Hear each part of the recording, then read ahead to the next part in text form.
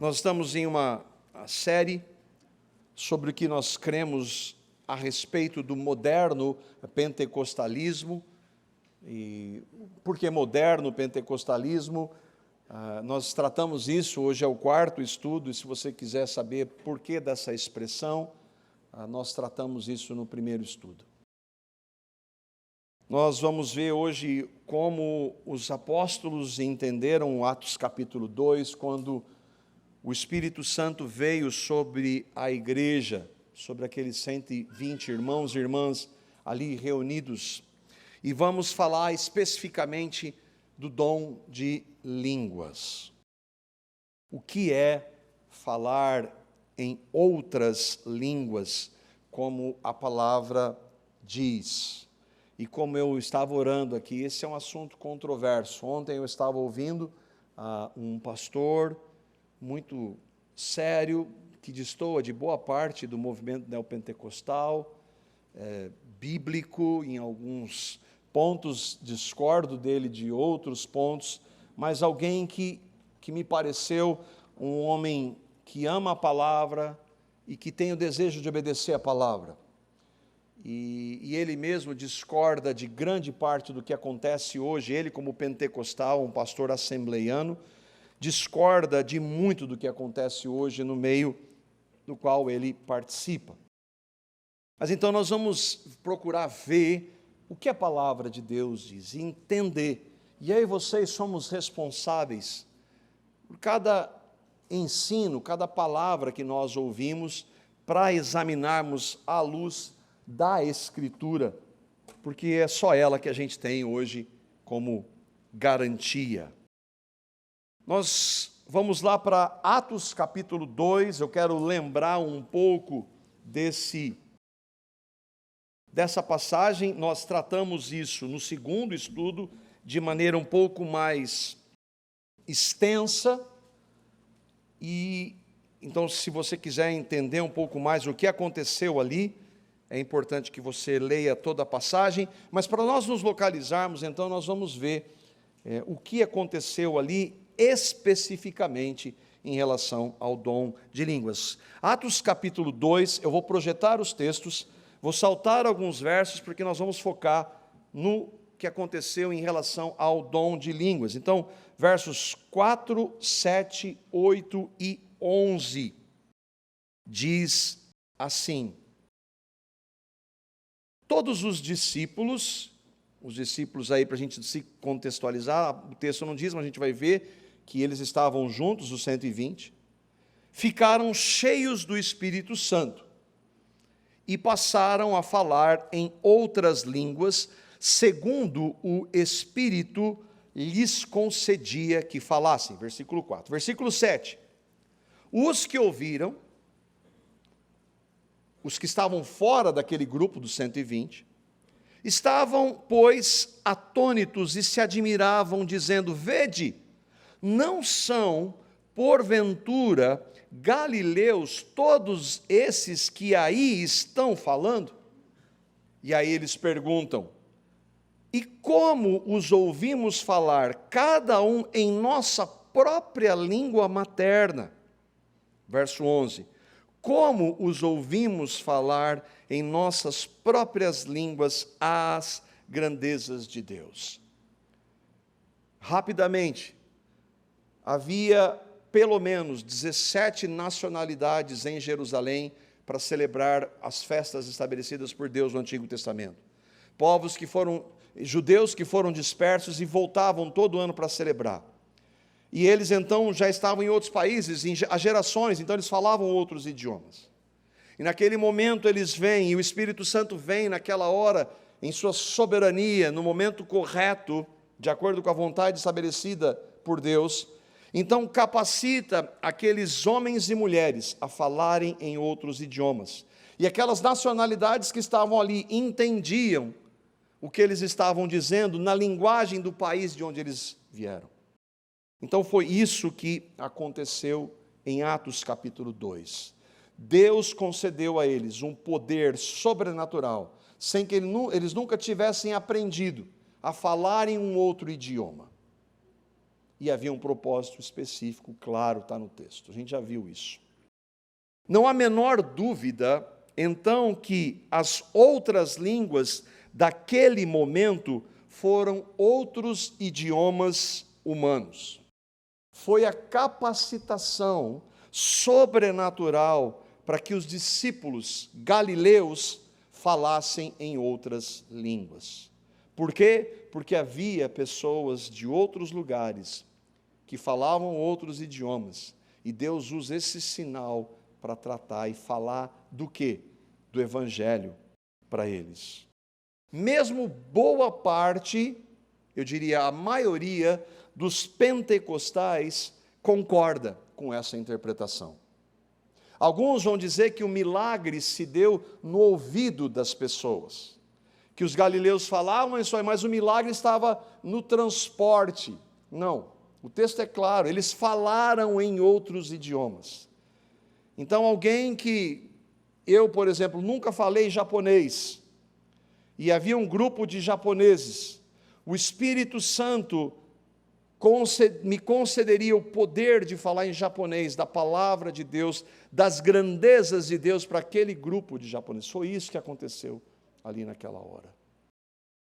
E é daqui então que partimos. Por que falar disso? Porque essa é a base.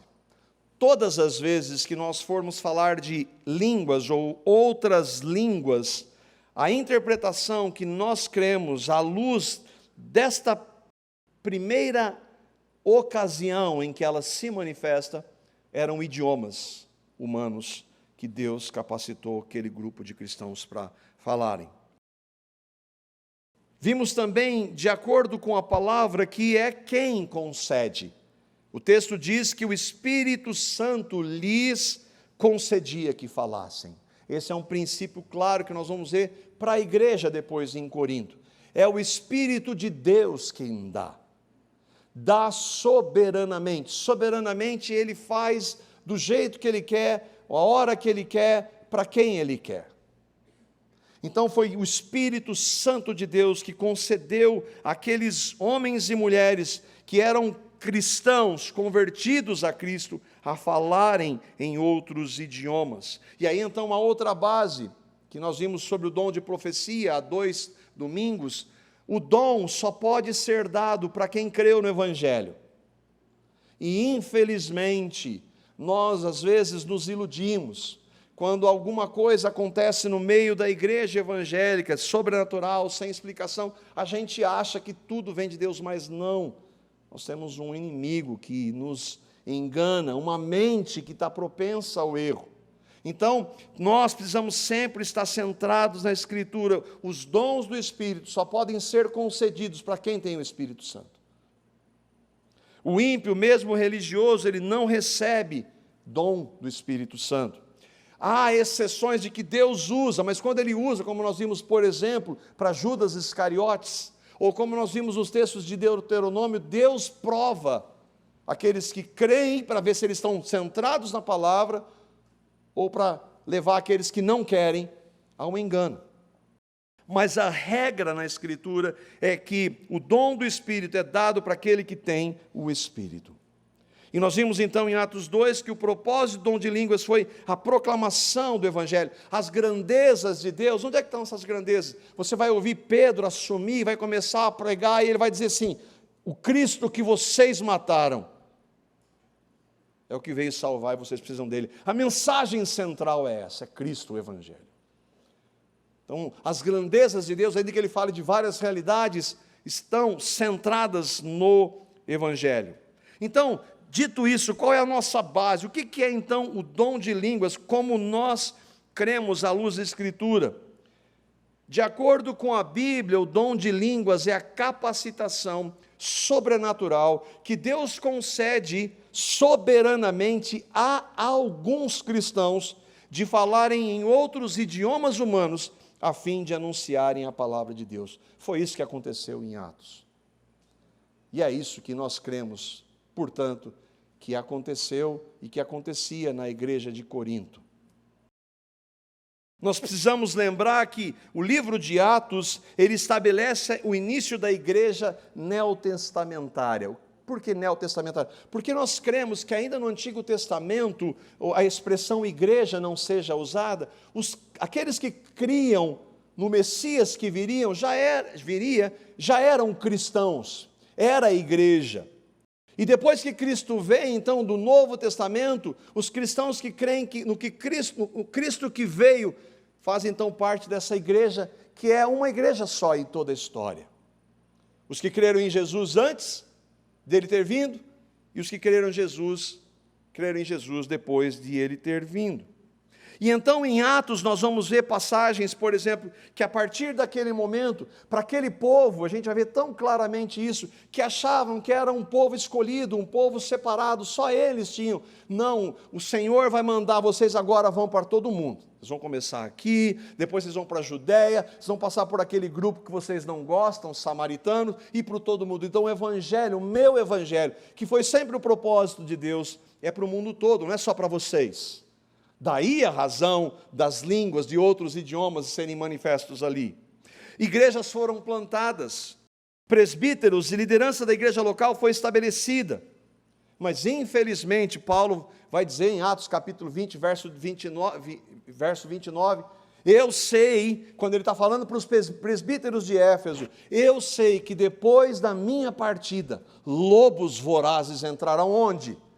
No satanismo? Não, no meio da igreja. E eles não pouparão. Então o engano sempre houve, desde o início. E nós precisamos estar pautados na Escritura para não sermos levados por eles. As igrejas, então, a igreja do início deveria manter a doutrina dos apóstolos, lembra? Logo, qual era um sinal? A doutrina dos apóstolos. Eles tinham comunhão, eles estavam juntos, da importância da igreja, eles estavam orando, eles participavam e ministravam os sacramentos, tudo isso era sinal da igreja. E essa igreja, então, que começa e é o ideal dela. E ela é a única base que nós temos à luz da Escritura. Mas há algo fundamental, irmãos, que eles não tinham e que nós temos. E aí que é importante nós entendermos a questão dos dons e como eles são usados. É que eles não tinham a Bíblia ainda toda. Tudo que aqueles irmãos do início tinham era o Antigo Testamento. Hoje nós temos toda a Escritura encerrada. E é por isso que nós devemos olhar a manifestação dos dons à luz da Escritura. Eles não tinham. Quando Paulo trata com a igreja de Corinto, como nós vamos ver, eles não tinham a Bíblia ainda.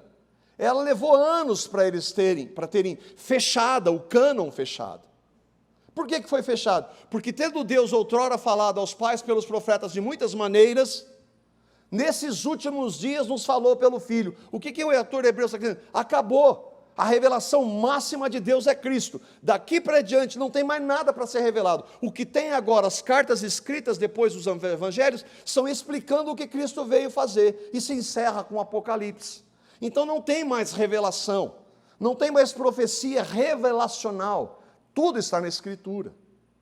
E nós precisamos ter essa mentalidade para entender os dons à luz desse centro, tendo o cânon, que é o cânon, a Escritura encerrada. Porque se nós deixarmos essa base de só a Escritura, nós seremos enganados. Aqui então nós vemos que o Senhor, o Evangelho é anunciado para o mundo, eles começam a pregar, gentios começam a crer no Evangelho, a receber a Cristo, e então o Evangelho se espalha. Mas por que eu estou dizendo isso? Porque aqueles irmãos ainda não tinham a Escritura como nós temos hoje, o privilégio que nós temos hoje. E por outro lado, a grande responsabilidade, você e eu temos Deus para falar conosco a hora que a gente quiser. E infelizmente, como nós negligenciamos isso, para nossa tristeza. E é por isso que a igreja está tão infestada de erros, porque ela não examina na Escritura todos os dias para ver se as coisas são de fato assim. Hoje, o que acontece quando alguém vai para pregar um evangelho? Em algum povo não alcançado, os PNAs, povos não alcançados. Ele vai e prega a palavra de Deus. Qual é o alvo para ele lá? Qual é o primeiro alvo? O que Lutero fez quando ele apresenta as teses para o catolicismo, que não é igreja? Catolicismo não é igreja. E ele apresenta as teses para aqueles vários ensinos errados. E ele, pela graça de Deus, ele era para ele morrer, mas pela graça de Deus, ele então é retirado, Deus protege. O que ele faz? Traduz a Bíblia para a língua dele, o Novo Testamento. Qual é o alvo de um missionário que chega num povo não alcançado? Primeira coisa que ele quer é pregar o evangelho, e depois eu vou embora, deixar a Bíblia com vocês. Então hoje nós temos a Escritura, e até hoje então quando o missionário vai, ele vai com esse objetivo. Ele leva o quê? Alguma nova revelação? Não, ele leva a Escritura. O seu alvo é ter a Bíblia traduzida na língua do povo, em qualquer lugar do mundo. Agora, Deus pode conceder um dom para um missionário falar em um idioma do povo onde ele pode fazer. Ele é soberano. Mas ao final, como é que aquele povo vai saber se aquilo lá é de Deus ou não? De acordo com a Escritura. No final, vem para a palavra, a base é a palavra. Porque existem manifestações de outros idiomas espirituais em religiões animistas. Animistas são religiões que adoram as coisas. Existem? Existem. Sobrenatural? Sim. E aí? Como é que você vai saber se aquilo vem de Deus ou não? Qual a base? Escritura. Por isso que nós temos que entender que é só a Escritura. Por isso tem que bater no só a Escritura. Agora, Deus é soberano. O que eu quero dizer com isso? É que em Atos, ainda a Escritura não havia sido encerrada. E é por isso, então, a manifestação. Significa que, então, não haja manifestações? Não. Mas significa que hoje, diferentemente daqueles irmãos, eles não tinham, hoje nós temos a Escritura para comparar supostas manifestações em nome do Espírito Santo. Dito isso, então, vamos às regras que Deus estabeleceu para a igreja em relação especificamente ao dom de línguas. Atos capítulo 2 já aconteceu. O Espírito Santo já veio, aquilo não se repete. E aí então Paulo vai pregar, ele vai plantar uma igreja, vamos ver que é a igreja de Corinto, e vai tratar com ela anos depois. Antes da gente entrar propriamente, eu já fiz menção aqui, existem dois grupos hoje, no meio que nós nos identificamos, reformado, e duas percepções em relação aos dons de sinais, dentre eles o dom de línguas, por exemplo. Alguns irmãos, eles são chamados de continuistas. Eles acreditam que essa é uma interpretação que defende que os chamados dons de sinais, como profecia revelacional, línguas e cura, entre outros, ainda são concedidos aos cristãos pelo Espírito Santo.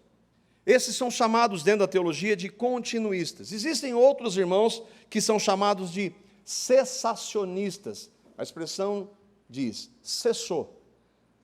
É a interpretação cristã que defende que os chamados dons de sinais, apesar de terem sido fundamentais para o início da igreja, não é que eles não creiam nisso, não tem como não crer, porque está na Escritura, eles entendem, esses irmãos entendem, que com o encerramento da Bíblia, cessaram de existir esses dons ainda no período da igreja primitiva.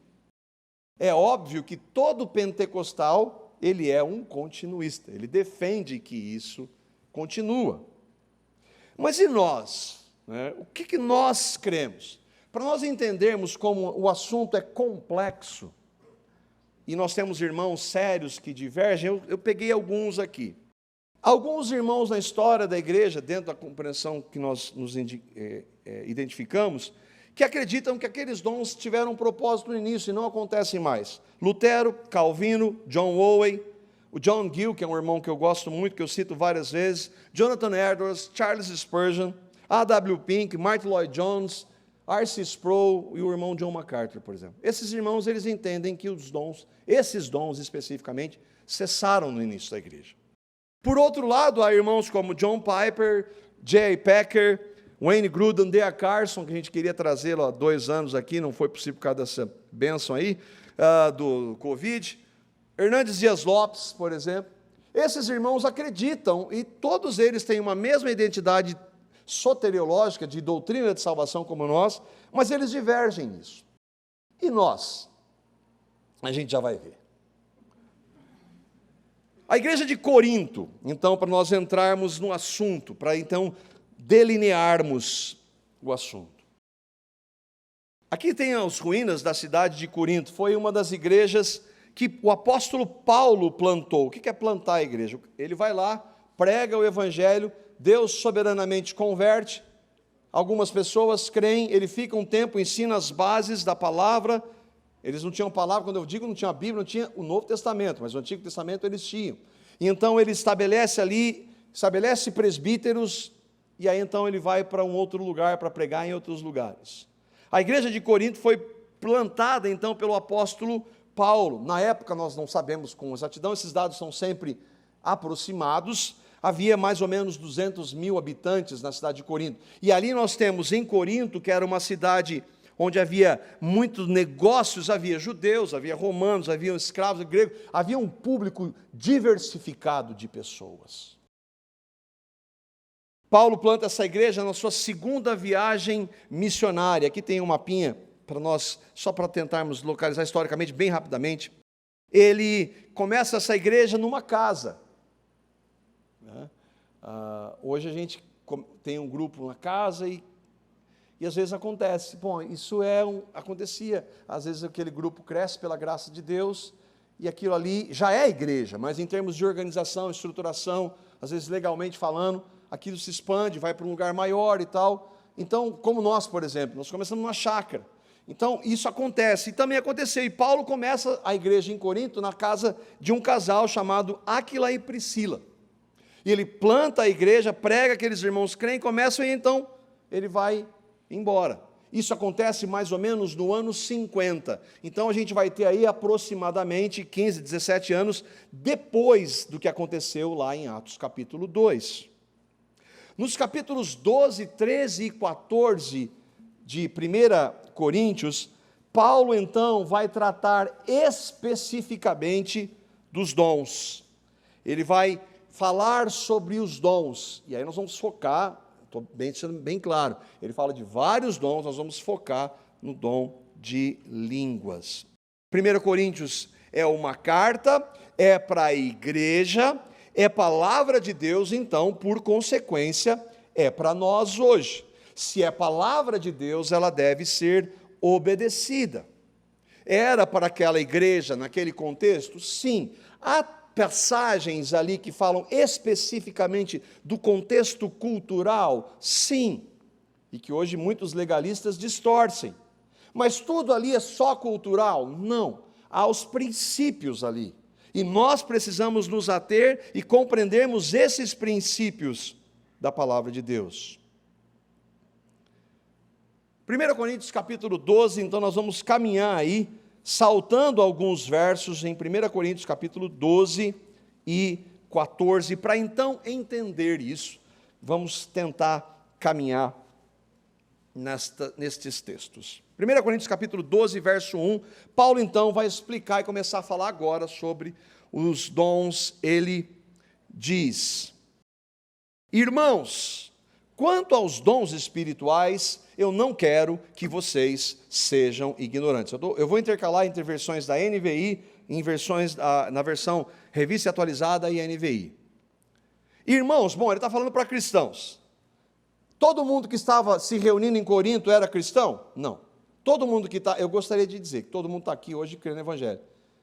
Mas eu não creio nisso, infelizmente. Gostaria muito que tivesse essa certeza. Isso é uma boa pergunta para você que vem passear aqui de vez em quando. Você crê no Evangelho? Você pode até ser membro da comunidade cristã de Londrina. Se você não crê no Evangelho, você vai para o inferno sendo membro da comunidade cristã de Londrina. Você precisa crer no Evangelho. O que é o Evangelho? O Evangelho é uma boa notícia. Vocês nunca ouviram falar isso aqui desse público? Uma boa nova. Por que eu e você precisamos de uma boa nova? Porque nós somos uma péssima notícia. Deus criou o homem bom, o homem pecou. O primeiro casal pecou. Os filhos dos filhos deles nasceram em pecado, os filhos dos filhos dos filhos dos filhos, até chegar em mim e em você. Nós nascemos em pecado. Nós não podemos agradar a Deus. Vir aqui não muda nada.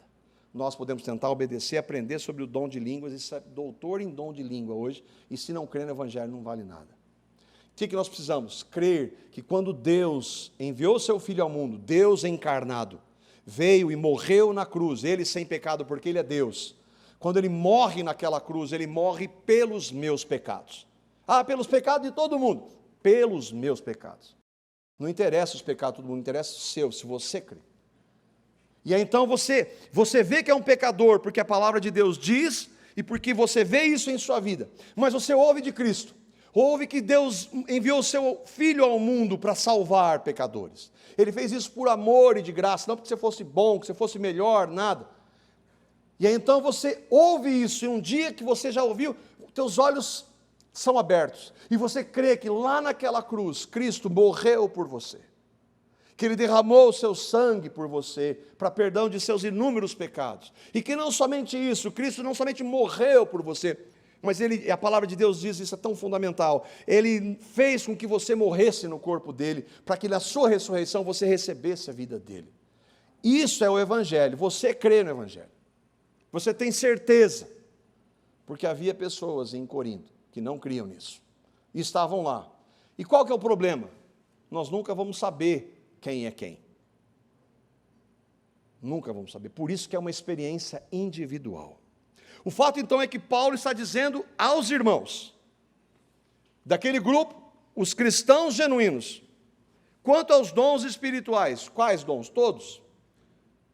Dentre eles, profecias, curas, línguas, alguns Deus colocou como apóstolos, outros como evangelistas, Paulo vai falar isso em Efésios, outros mestres. Então ele está falando dos dons, eu não quero que vocês sejam ignorantes. Bom, se ele não quer que seja ignorante, qual a possibilidade disso? Existe a possibilidade. Sim ou não? Eu não quero que vocês sejam ignorantes, que vocês errem em relação aos dons espirituais. Versículo 4. Há diferentes dons, ou tipos de dons, mas o Espírito é o mesmo. O Espírito Santo é o mesmo. Ele manifesta os dons que Ele dá, dom é dádiva, não é mérito, não é merecimento. Ele concede, e aí nós temos pelo menos 20 dons, pelo menos. Alguns irmãos, e aí a gente tenta distinguir um ou outro, às vezes não dá para compreender. O fato é que Ele concede vários dons para os cristãos. Só que é um só Espírito que concede. Então Ele está falando, irmãos, tem vários dons. Tem pessoas, entre vocês, homens e mulheres que fazem coisas diferentes, para a glória de Deus. Mas é Ele quem faz isso. É o Espírito Santo. Versículo 7. A cada um, porém, e isso é fundamental, é dada a manifestação do Espírito visando ao bem comum. Parolim falou aqui no início, o que deve nos levar ao amor. O dom não é para proveito próprio. Não é para exaltação pessoal. Não é para mostrar que eu sou mais do que o outro. O dom nós vamos ver para edificação. Então, eu quero ser usado pelo Espírito Santo para edificar os meus irmãos. E os meus irmãos que usam outros dons que eu não tenho para me edificar também. Então é isso que é. Qual é o objetivo? O Espírito Santo dá a cada um, por isso que se você crê em Cristo, você tem um dom. Qual é? Você precisa ir diante dele para pedir, para ele te mostrar a luz da Escritura. Ele dá com um objetivo proveitoso. O que Paulo quer dizer com esse objetivo proveitoso ou visando um bem comum? Vamos lá para 1 Coríntios capítulo 14, verso 12. Assim acontece com vocês. Olha, a mesma carta, lembra? Não tinha capítulos, não tinha versículos. O ideal é que a gente lesse todo o texto, para entender o contexto de uma igreja extremamente complicada. Muitas pessoas ali com lutas, com pecados para tratar, mas muitos que não eram cristãos estavam ali também.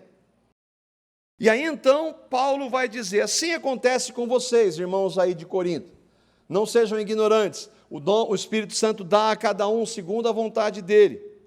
Visto que vocês estão ansiosos por terem dons espirituais, dons cura, profecia, língua, interpretação de línguas e outros dons que o Espírito Santo dá, visto que vocês estão ansiosos por terem dons espirituais, procurem crescer naqueles que trazem edificação para a igreja. Igreja não é algo individual. Não é para você. Você é edificado quando a igreja é edificada? Sim, mas não é para você. Então, o objetivo dos dons é para a igreja. É para que o Senhor me use para edificar a igreja. E aí, então, o dom que a gente quer ver. Versículo 26 do capítulo 14 de 1 Coríntios. Que diremos, irmãos? Quando vocês se reúnem, cada um de vocês tem um salmo, uma palavra de instrução, uma revelação, uma palavra em língua ou uma interpretação. Tudo seja para a edificação da igreja. Então, um irmão traz um salmo, ele tem ensino. Outro prega o evangelho. Outro, ele tem uma palavra de profecia. Nós vimos o que é profecia, não vamos ver de novo. Vimos o que é profecia, as compreensões que existem no último estudo. E aí, uma palavra em língua. Aqui está o dom de línguas. O que é o dom de línguas? É falar em um outro idioma humano, de maneira sobrenatural. Não se esqueça disso. Eis aqui, então, o dom de línguas. E para que serve? Para a edificação. E aqui é um ponto fundamental. Para que haja edificação, o que precisa estar em pleno exercício? A emoção ou a mente? Para que você saiba o que você está ouvindo e entenda, é a emoção ou a mente. Se eu começar, a gente fizer aqui, prepara uma música emocional, a música pode produzir em você algo que a sua mente não vai estar refletindo. Então, o que precede? Significa que nós não podemos nos emocionar? Não. Mas o que é a base? A mente, a compreensão. A edificação passa pela compreensão. E é isso que ele está falando. Por isso que nós falamos de examinar as Escrituras, por isso que nós falamos, por exemplo, Paulo vai dizer, examinar e julgar os profetas. Paulo vai falar aqui, julga o profeta. Como é que você julga um profeta? Aquela ideia, não julgueis, para que não sejais julgados. A ideia ali é assim, eu pego o meu irmão, que ele tem a sua limitação, o seu pecado, que ele luta contra, e às vezes ele pega, não, você não creu em Cristo. Esse julgamento que eu não devo fazer. Agora, se alguém vem e traz um ensino errado, eu devo julgar aquilo. Eu devo, peraí, isso aí não está com base na Escritura, e pode ser você quem for. Então, como é que vocês julgam o profeta se você não usar a mente à luz da Escritura? Então, Paulo está falando dessa edificação que passa pela mente. E eis então o conceito ou o contexto que o dom de línguas surge. É fundamental, é o Espírito Santo que dá os dons. E olha que aqui há um dom aqui, que nós vamos ver mencionado, que é um dom de interpretação. O que é esse dom de interpretação? É interpretar língua. Eu não tenho a capacidade de falar em outro idioma, o Espírito Santo me concede aquilo e eu falo em um outro idioma. Mas para que a igreja possa entender, se eu estou falando outro idioma que a igreja não entende, ela não vai ser edificada. Por isso tem que haver um intérprete. A gente vai ver isso de acordo com o que Paulo estabelece para a igreja. Lembra, o contexto de Atos é diferente do contexto da igreja estabelecida. 1 Coríntios capítulo 13, verso 1. Por que eu estou falando que são idiomas? Porque há alguns pentecostais que vão dizer, não é só um idioma, são línguas espirituais. Por exemplo, língua de anjos. E onde eles se pautam nisso? 1 Coríntios capítulo 13, verso 1. Lembra, está dentro do contexto. Paulo escreve, ainda que eu fale as línguas dos homens e dos anjos, se não tiver amor, serei como um sino que ressoa ou como o prato que retine. Eu posso ter um dom e usar isso para meu benefício, para minha edificação. Se eu não for motivado pelo amor e é centrado em Cristo, aquilo de nada vale. É isso que Paulo está dizendo. O ponto é, Paulo está dizendo, e os que os pentecostais... está vendo? Língua de anjo. Quais outros textos que falam de língua de anjos na Bíblia? Nenhum. Esse é o único versículo. Então, esses irmãos vão dizer assim, isso é língua de anjos. Quando você não detecta o idioma que ele está falando, o que é? Língua de anjo. Bom, Paulo está admitindo isso, ou ele está usando uma expressão, uma figura de linguagem. E esse é o ponto. E a compreensão nossa é que Paulo está utilizando isso, usando uma hipérbole. Por exemplo, ele diz, ainda que eu tivesse todos os bens, doasse tudo ao pobre, ainda que eu pudesse fazer mover as montanhas. Alguém já pôde fazer mover a montanha na história? Não. Então o que Paulo está querendo dizer não é questionar o dom, se há possibilidade de um dom de falar em língua de anjo, mas sim ele está querendo mostrar que a base para tudo é o amor. Essa é a nossa compreensão. Os pentecostais não, está aí, esse é o texto que então você pode dizer que é a língua de anjo. Bom, qual é o problema? Quem dentre nós já ouviu anjo falar? Com isso você não pode julgar. Se não for um idioma e for alguma palavra desconexa, é língua de anjo. E aí quem pode julgar? Ninguém. Então, para nós, por causa especialmente e fundamentalmente de Atos capítulo 2, que eram idiomas, o que está acontecendo aqui são idiomas humanos. Então, Paulo não está falando da possibilidade de falar língua de anjo. E aí nós teremos outros problemas. Quando os anjos se manifestaram, eles se manifestaram de que forma? Falando língua dos homens. Quais palavras? Quando isso? E vários textos na Escritura. Falaram na língua de Ló, falaram para os pastores em Lucas capítulo 2, falaram para Maria. Quando o anjo falou para Maria, em que língua ele falou? Ela entendeu, era na língua dela. Outra coisa, um versículo isolado é contrário a um princípio de interpretação. E um versículo difícil. Não posso desenvolver uma teologia, e olha a dimensão disso, uma teologia que é predominante hoje no meio pentecostal por um versículo que é difícil interpretar. Então, esse que é o grande problema. Não é que nós não cremos no sobrenatural, mas é que nós temos dificuldade para entender isso à luz da Escritura. Não podemos usar um único versículo para uma doutrina ou prática. Como é que eu vou saber quando é um idioma de anjo? Ninguém vai saber. Por isso, para nós, à luz da Escritura, são idiomas humanos. Tá? Não vou nem entrar no contexto de pesquisas que foram feitas nesses ambientes e que foram constatados que não há, muitos desses lugares, não há uma estrutura de língua propriamente. São sílabas desconexas que não fazem sentido. Essa é uma outra questão. 1 Coríntios capítulo 14, versos 2 e 4. E aí então há uma outra defesa. Mas Paulo fala que quando alguém fala em língua, ele fala em mistério.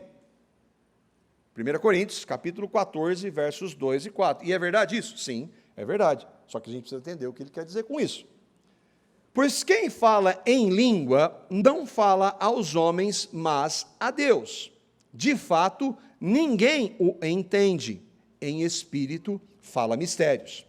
Quem fala em língua a si mesmo se edifica, mas quem profetiza edifica a igreja. Aí, ó, mistério. Mistério é uma língua que ninguém sabe que é. Não, não é isso. Mistério é se eu falar em japonês, eu não sei, é mistério para mim, mas Deus que conhece todo, Ele é o Criador de todas as línguas, Ele sabe que eu estou falando. As pessoas que estão à minha volta, que não falam japonês, não sabem, então é mistério. É nesse sentido, e não que é uma língua que não tenha nenhum sentido e que ninguém saiba. Porque aí, como nós vamos julgar? Como nós vamos analisar se aquilo ali, se não é da mente da pessoa, se não é ela que está querendo produzir aquilo? Não tem como. Não tem como. Então, essa é a questão. Versículo 14. Mas tem um ponto aí que é difícil, tem? A gente vai ver. Versículo 14. Porque se eu orar em língua desconhecida, o meu espírito ora bem, mas o meu entendimento fica sem fruto. E aqui é uma grande questão. Lembra que eu falei que a edificação passa pela mente, certo? Você precisa entender o que você está cantando, o que eu estou falando, você precisa comparar. Você tem que estar com a mente sua ativa à luz da palavra. Você não pode falar amém só porque o pastor, o apóstolo, o bispo falou. Não, eu tenho que estar com a minha mente atenta. Paulo fala de culto racional. Você tem que saber o que você está fazendo. Mas aqui há um problema. E a gente não pode fugir dele. O que Paulo quis dizer com o que fala ou ora? Lembra? Fala ou ora em língua, a si mesmo se edifica. E essa é uma pergunta excelente. E que eu não sei a resposta.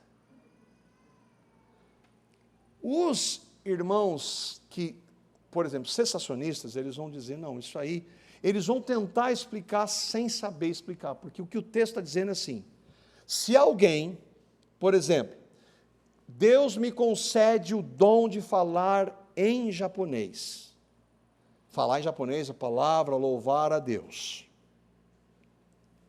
eu não entendo, mas como eu estou falando e Deus está sendo louvado, engrandecido, há uma edificação pessoal, ainda que eu não entenda. E esse que é o grande problema. É nós entendermos, dentro de um contexto de toda a carta, que a mente está sempre sendo exercitada, que é para edificação. Como é que isso acontece? O que nós não podemos dizer, não, isso aí a gente tem que deixar, porque é a palavra de Deus. Nós podemos não saber como acontece, mas Paulo está dizendo que há uma edificação. O meu espírito ora bem, mas o meu entendimento fica sem fruto. E eu li alguns irmãos que defendem que o dom de língua cessou, eles não conseguem responder isso. Então, nós nos calamos. O que nós queremos? Não sei. Deus pode conceder, ainda que não haja algo para que a pessoa entenda. A gente já vai caminhar, então isso não está dando autorização. A gente vai ver que Paulo vai estabelecer várias regras para isso aqui. Mas eu não posso distorcer o texto quando eu não entendo. Olha o versículo 13. Por isso quem fala em língua, ore para que possa interpretar. Então assim, se alguém fala e tem o dom do Espírito, que é um idioma dado pelo Espírito, e que ele tem essa capacidade de orar e falar em língua, ele deve orar a Deus pedindo que ele conceda também a capacidade de interpretar. Para quê? Para que as outras pessoas entendam e ele também. Então, ainda que haja uma edificação espiritual, Paulo jamais desconsidera a necessidade da mente estar. Porque nós fomos criados com uma mente para pensar. Porque a fé cristã não é algo sem sentido. Nós precisamos ter este cuidado. E aí então, por isso que é difícil. Esses dois versículos que eu citei aqui, são versículos difíceis de compreender. E nós temos que nos colocar na nossa limitação e falar assim, existe uma edificação, ainda que nós não entendamos. Tá, então significa que eu posso falar na igreja, inclusive. 1 Coríntios, capítulo 14, verso 6. Aí Paulo vai para aqueles que estavam fazendo isso, que estava acontecendo lá. Olha o que Paulo diz, mais claro que isso, não dá porque é Espírito Santo falando, né? Agora, irmãos, se eu for visitá-los e falar em línguas, em que lhes serei útil? A não ser que lhes leve alguma revelação, conhecimento, profecia ou doutrina. Se eu for falar para vocês, eu falar uma língua que vocês não entendem, para que vai servir para vocês, ainda que haja uma edificação pessoal? É isso que Paulo está perguntando. Se eu for falar em outro idioma e ninguém entende, para que serve? Com isso nós vemos algo claro, meus irmãos. O Espírito está sob domínio. Ah, eu comecei a falar e não aguentei. Não. Se você tem se Paulo está dizendo, eu não vou falar em línguas no meio de vocês, porque vocês não vão entender.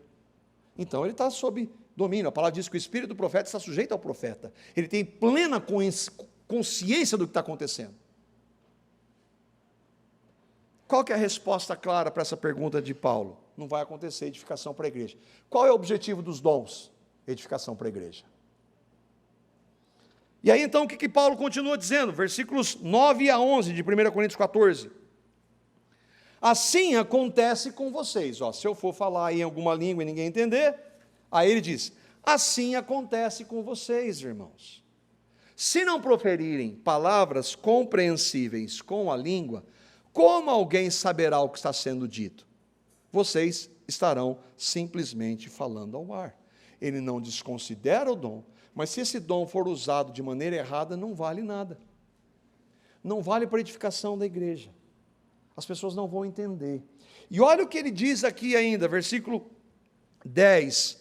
Sem dúvida, há diversos idiomas no mundo, todavia, nenhum deles é sem sentido. Idioma. Mais uma vez, ele está testificando que são línguas humanas. Há vários idiomas, mas todos eles têm um propósito e um ambiente para ser dito. Atos do capítulo 2, não foi isso que aconteceu? Portanto, se eu não entender o significado do que alguém está falando, serei estrangeiro para quem fala, e ele estrangeiro para mim. Está claro ou não? Como deve acontecer? Versículo 23, lembra que a gente está falando só do dom de línguas. Olha o que ele diz. Assim, se toda a igreja se reunir e todos falarem em outros idiomas, e entrarem alguns não instruídos ou descrentes no meio da reunião, não dirão que vocês estão loucos? Bom, irmãos, isso acontece ou não? Entende? Da importância.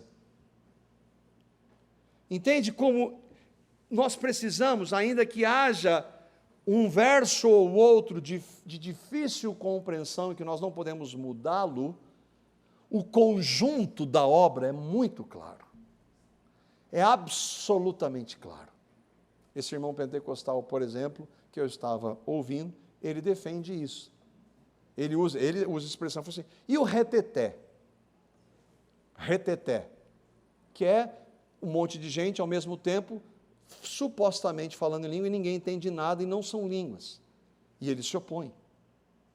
Por quê? Porque está na Escritura. Agora, então eu não posso falar em línguas na igreja? Versículos 27 a 28. Se, porém, alguém falar em língua, devem falar 2 ou no máximo 3. Eu tentei dar destaque aí. E alguém deve interpretar. Se não houver intérprete, fique calado na igreja, falando consigo mesmo e com Deus. Então, se você crê e você tem esse dom, lembra, tem que passar por todo esse crivo. Você deve exercê-lo só se houver intérprete. Ou então falar com Deus. Como essa edificação se dá, a palavra diz que ela se dá no nível espírito, nós não sabemos. Só que o que nós temos na Escritura é vários textos que mostram que para a reunião da igreja é necessário que haja edificação, e Paulo é categórico aqui.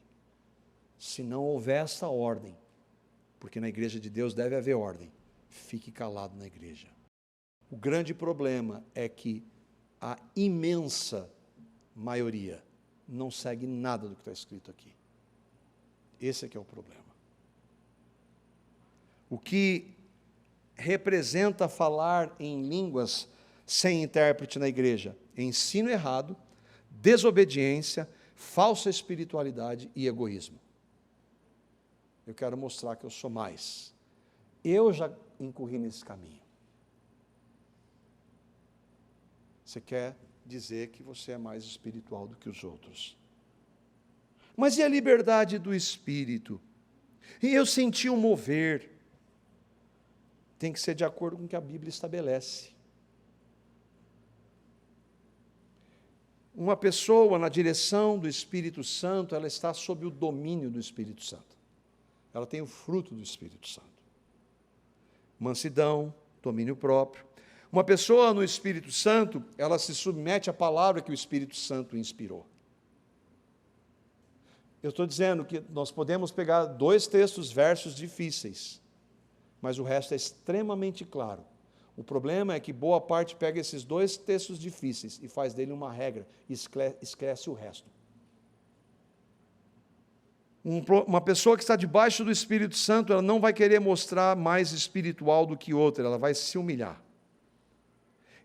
Uma pessoa que está debaixo do domínio do Espírito Santo, ela deseja, de acordo com a palavra, a edificação da igreja. Mas Paulo diz para não proibir falar em línguas. Diz isso? 1 Coríntios, capítulo 14, verso 39. Não proíbam falar em línguas. Ele proíbe? Não, ele estabelece critérios. Se não estiver dentro dos critérios estabelecidos pelo Espírito Santo, pelos quais Paulo escreve, então está proibido. Agora, se seguir o que a palavra de Deus diz, então é permitido. Por causa dos erros, e aí então eu falei da posição nossa, né? Essa é a minha compreensão. Nós, entre os presbíteros, nós não conversamos sobre isso, então, se houver uma divergência, vocês vão ter que nos perdoar. Mas, na minha compreensão, eu não posso dizer, à luz da Escritura, que Deus nunca mais vai usar isso. Eu não posso dizer. Por outro lado, infelizmente, eu nunca vi de acordo com a Escritura. Nunca vi. E já participei de bastante. Nós não podemos ir, mas tem a história da igreja e não aconteceu, tem várias justificativas, por isso que eu considero como irmãos, né? Nós consideramos cessacionistas como irmãos em Cristo, mas eu particularmente creio que essa compreensão não está correta. Agora, isso não significa que todas as ressalvas que foram feitas aqui pelo apóstolo não devem ser seguidas. Quando eu tratei disso há alguns anos, o irmão falou, mas desse jeito aí que você falou, nunca vai acontecer. Bom, mas está de acordo com a Escritura. Bom, mas você quer o quê? Que acontece? Se não está de acordo, não vai acontecer mesmo. Para nós encerrarmos aqui, como eu tratei alguns pontos da última vez, quero concluir. O dom de línguas de acordo com a palavra não pode ser proibido. Paulo diz, desde que sejam idiomas humanos, seja concedido pelo Espírito Santo, seja dado somente a cristãos. O negócio vai afunilando, não vai? Cristãos são os que creem e compreendem o Evangelho. Tem muita gente no meio evangélico que não sabe o que é Evangelho. Então tem dom do Espírito? Não, não tem. Mas e o que acontece com aquela pessoa? Não interessa. Eu não quero ser ofensivo, não interessa, porque não passa pelo crivo. Se é da alma dela, se ela quer falar, é uma outra questão. Os irmãos que defendem o continuismo, desses que eu citei, um deles chama-se John Piper, um homem de Deus. Ele ora por isso. Ele já teve? Falou? Não, nunca falou. Em língua. Ele já pediu a Deus. Eu já tive em um lugar onde as pessoas imitam. Isso não é. Agora, eu não posso dizer que cessou. Deus é soberano, mas Ele age de acordo com a Escritura. O Espírito Santo concede com base na sua palavra. Porque se nós perdermos o crivo da palavra, aí cada um pode dizer o que quiser, que não tem critério nenhum. O Espírito Santo dá para quem Ele quer. Você pode orar a vida inteira e se o Espírito Santo não quiser dar, e aí é um outro contexto, a gente vai ver isso, do batismo no Espírito Santo, evidência de dom de línguas, não tem base bíblica. Não é dado a todos os cristãos, portanto, tem o propósito de edificar a igreja local, no culto só 2 ou no máximo 3, tudo que eu estou falando aqui está na Escritura, não está? A gente está só revisando. Só poderão falar se houver intérprete. E caso, para deixar bem claro, caso não houver intérprete, deverão ficar calados. É isso que nós cremos à luz da palavra.